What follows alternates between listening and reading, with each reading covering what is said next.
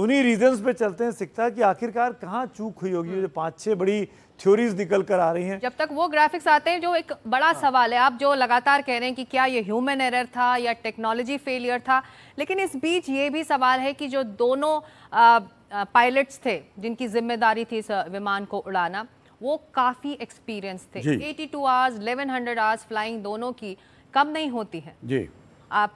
आपने खुद ड्रीमलाइनर उड़ाया है, इनके एक्सपीरियंस के बारे में, इनके फ्लाइंग आवर्स के बारे में इससे क्या अंदाजा लग रहा है कि they must be the capable ones, the most capable ones? Captain Sumit Sabharwal को मैं पर्सनली जानता हूं, और आपके brother in law captain Sumit Sinha भी पर्सनली जानते हैं। वो बहुत ही एक्सपीरियंस पायलट थे और एक्सपीरियंस वाइज में कोई कमी नहीं थी। जो को पायलट थे उनका भी एक्सपीरियंस काफ़ी था, पहले वो एयरबस फ्लाई करते थे, अभी 787 पे आए थे। सो एक्सपीरियंस वाइज कोई कमी नहीं थी। Both were very experience pilots. अभी जो थ्योरीज हैं, एक तो मैंने बताया कि वो गलती से फ्लैप सेलेक्ट हो गया है, अब दूसरा बर्ड हिट हुआ हो जिसके कारण इंजन फेल हो गया हो, तीसरा कोई सिस्टम फेलियर हो गया हो, fuel system failure, software failure जिसके कारण एसओ इंजन का पावर कम हो गया हो। सो बहुत सारी संभावनाएं हैं।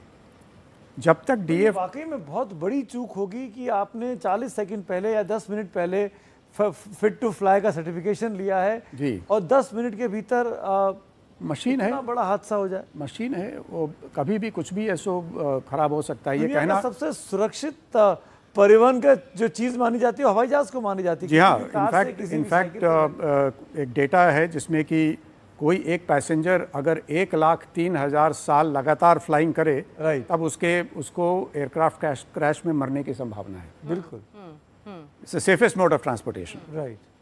लेकिन ये अभी इसको देखें, 787 का करीब 15 साल से ये जहाज उड़ रहा है, ये पहला क्रैश है। राइट। दुनिया में इससे पहले 787 का कोई क्रैश नहीं हुआ है। बहुत अनफॉर्चुनेट है। अभी हम डीएफडीआर निकालने के बाद ही बता पाएंगे क्या हुआ है, कैसे हुआ है। बर्ड हिट को लेकर भी एक थियोरी है कि जो बर्ड हिट्स होती हैं विदेशों में, खासतौर से यूरोप में या फिर अमेरिका में, वहाँ जो पक्षी होते हैं उनकी जो साइज होती है वो बहुत बड़ी होती है। ऐसा कुछ नहीं है। तो ऐसे में क्या कौन सा पक्षी कौन सा बर्ड हिट कर रहा है, इसका भी मतलब होता है क्या? ऐसा कुछ नहीं है। हमारे यहाँ भी वल्चर्स हैं, बड़े बड़े चील हैं, वो भी टकरा सकते हैं जहाज से। हमने भी देखा है रनवे पे बड़े बड़े चील बैठे होते हैं, उनको बर्ड शूटर्स उनको उड़ाते हैं वहाँ से। तो ये कहना कि हमारे यहाँ छोटी चिड़िया है और उनके यहाँ बड़ी चिड़िया है, ये गलत है। हमारे यहाँ भी बड़ी चिड़िया है। वो कैसे उड़ाते हैं? ब्लास्ट करके और गन फायर करते हैं। तो ये अमूमन होता है इंडिया होता रहता है। बर्ड शूटर्स होते हैं, रनवे के आसपास बैठे होते हैं। उनका काम ही यही है कि बर्ड्स कोई आए तो उनको उड़ाना। अहमदाबाद एयरपोर्ट पे बर्ड एक्टिविटी थोड़ा ज़्यादा होता है। ज़्यादा है। अच्छा।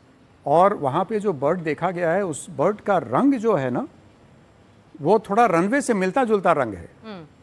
और ये देख पाना बड़ा मुश्किल होता है कि रनवे पे वो बर्ड बैठा है। मान लीजिए बर्ड का एक झुंड है और एयरक्राफ्ट टेक ऑफ कर रहा है और झुंड उड़ा और दोनों इंजन में चला गया, तो इंजन फेल होने की संभावना है।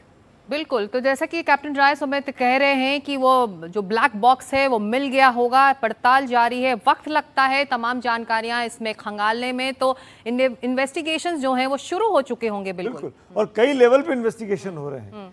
अपने हिंदुस्तान का हो रहा है, AIB करता है, ICAO करता है, बोइंग ने कहा है कि वो खुद जांच करना चाहता, वो भी अपनी टीम हिंदुस्तान भेज रहा है। अंत में तो ICAO का जो इन्वेस्टिगेशन होगा जिसमें ब्रिटिश इन्वेस्टिगेटर्स भी होंगे, क्योंकि ये नॉर्म है कि 20% से ज्यादा आपके पास ऐसे यात्री हैं जो किसी एक मुल्क से खास तौर पे आते हैं, तो उस मुल्क के व्यक्ति को आपको जोड़ना पड़ता है। बिल्कुल। तो इन्वेस्टिगेशन तो बहुत ही फुल प्रूफ होगा। उम्मीद करनी चाहिए कि इससे जो सीख मिले कि कहाँ गलती हुई थी उसको हम कवर कर सके, ताकि अगली बार से ऐसी गलतियां ना हो।